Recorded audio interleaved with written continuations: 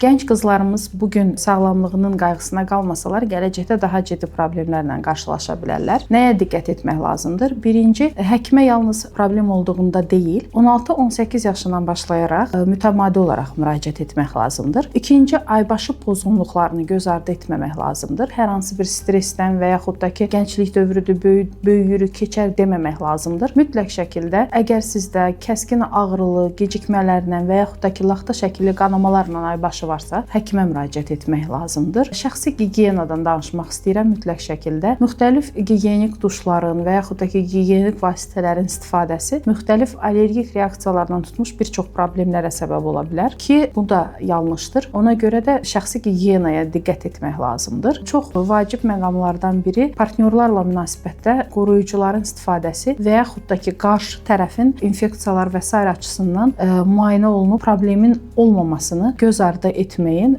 ki, bu gənc yaşlarda bir çox infeksion xəstəliklərə yoluxma və bunun da xroniki hal alaraq bir çox problemlərə gətirib çıxarmasına səbəb ola bilər. Və bir də onu vurğulamaq istəyirəm ki, sosial şəbəkələr və yaxud da ki, internetin bu qədər öndə olan bir dövründə özünüzdə problem olduqda internetdən və yaxud da ki, hər hansı bir saytlardan, ChatGPT-dən istifadə edərək özünüzü müalicə etməyin. Mütləq şəkildə həkimə müraciət edin və düzgün diaqnoz olunub, doğru müalicə ilə sağlamlığınıza qovuşun.